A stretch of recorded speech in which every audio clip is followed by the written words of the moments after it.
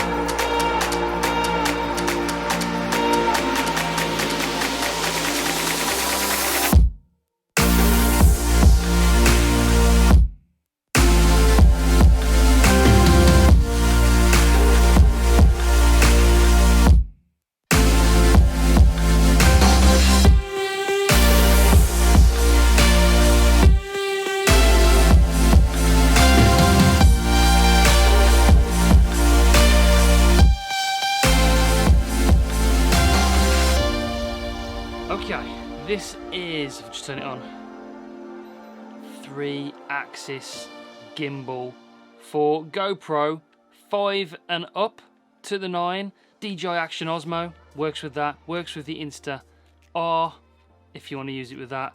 It is a really cool bit of tech and something that I didn't think I would need. But now I've got it, I'm really glad I have. When you open the box up, you're greeted with the instructions, and they are mainly in Chinese, so they're not the most clear, but you can make out the information that you need to work out. It comes with all the tools and the charging cable, which is USB-C. It comes with the GoPro mount, which is kind of a universal mount screw, so you can attach your action camera to the gimbal. Like I said, USB-C charging. It charges a 2,500 milliamp battery, and it lasts up to 9 hours of shooting, which is an incredible battery life. It does come with another tripod, which is really good, so you can stand it up, but it has got that 1/4 inch mount on the bottom, so you can add it to your own tripod or other gorilla pod or something like that if you want to. And then the star of the show is the Inkee Falcon itself. It's made of a nice aluminium alloy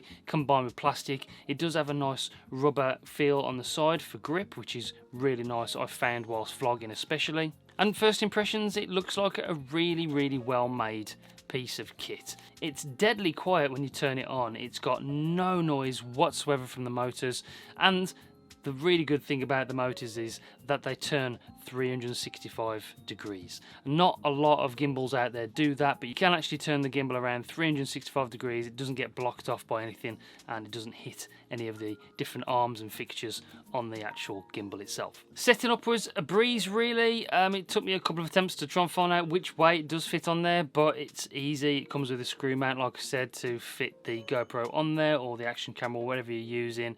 Turn it on, self-balances. You can adjust it if it's not balanced, but the first time I put it on there, it was balanced perfectly and it was fine, and we can go and shoot some film. Let's talk about some of the other controls. We've got the joystick, obviously, in the front here, where you can go left and right if you wanted to adjust it just a little bit. Very sensitive, very smooth. It's got a mode button which changes the modes that you've got. There's 4 different modes, and then you've got an on button where the joystick is there. You've got the trigger on the back which sort of holds it in mode like that, so it doesn't lose you. You can hold it down and it sort of locks on what it's looking at, which is really good. And then on the side you've got the USB-C port on this side, and then on the side it's got the record button, you've got the photo mode button and the video mode button there as well. So those are the controls we've got on the actual hand grip itself. There's a few modes. It's got a follow mode, which does what it says on the tin, a pan and tilt mode. It's also got a flashlight mode, so you can hold it down low for those low panning cinematic shots. And it's got a vertical mode, which is a really nice feature in this day and age of TikTok and Instagram Reels. That comes in really handy if that's something that you do on the daily basis. Not only the vertical mode, it's got the inception mode, which is something you only see in higher end gimbals like the DJI gimbals that you can get out there for the mirrorless cameras. And this is a really nice feature to add to that. Just adds another little shot you can do. There's loads of different shots you can do with gimbals and cameras and drones, but this inception shot looks really cool.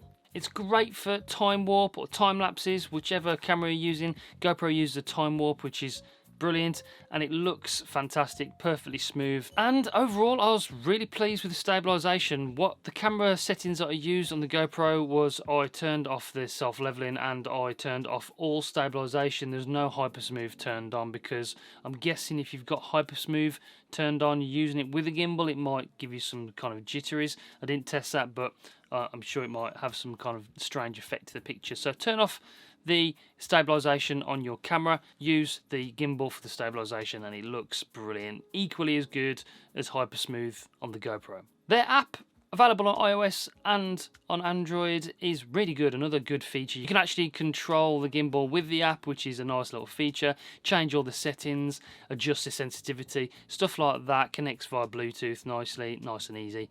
Very good. So it's really good, really nice product. 300 grams as well, so it's really light, well made, long battery life, looks phenomenal. But why, when you've got hypersmooth and stabilization and really good flow state stabilization on stuff like the Insta1R as well, why would you need a gimbal with your action camera? The one massive advantage it has is it helps the GoPro and action cameras with their low light performance.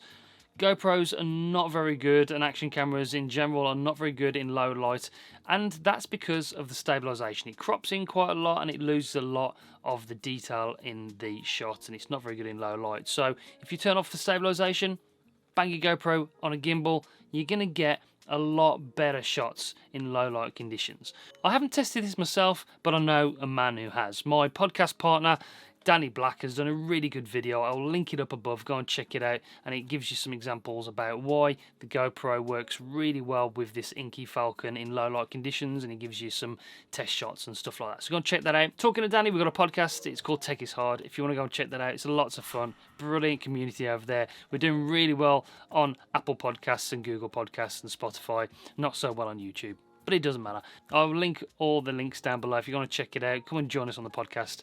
Talk about tech and YouTube. It's a lot of fun. So that's the Inkee Falcon, a brilliant bit of tech. Something I didn't think I would need, but now I'm really glad I've got it in my camera bag, and I'm going to be leaving the GoPro on there a lot of the time. Seems that it's compatible with older GoPros. Maybe I'll leave the GoPro 7 on there. The hypersmooth on the GoPro 9 is equally as good. So when I'm using the GoPro 7, I've got that added gimbal-like smoothness now, so maybe I'll leave the GoPro 7 on there for future. As you know, if you've watched me for a while, my job is to find holes and pick flaws of products, and there are a couple. This thing isn't perfect by any means. One is that there is a handling noise, so if you're going to be using this for vlogging or something like that, which it'd be really good for, then but you've got to think about the audio.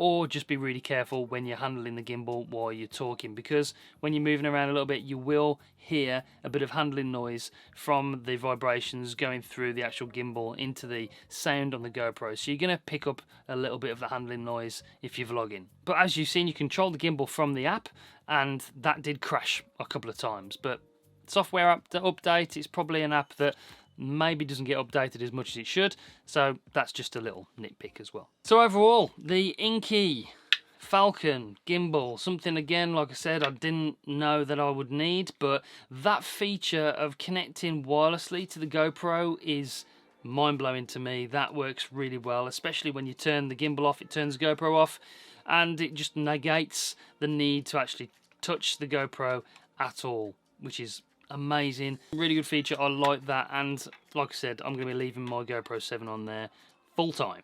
Really impressed with the Inkee Falcon Gimbal, 3-axis gimbal. They did send me this to review. It's been a good, honest review, I feel. If you do want to grab one of these and get one for yourself, it will be an affiliate link down below, so go and check that out. And thanks to Inkee for sending it to me. Hopefully I'll be getting some more stuff off them soon to do reviews. So if you're new to the channel, please make sure you subscribe. Stay tuned. Give us a like. Give us a comment down below. Let us know where you're watching from and what you think about the Inkee Falcon 3-axis gimbal. Until next time, take it easy. See you soon. Bye, guys.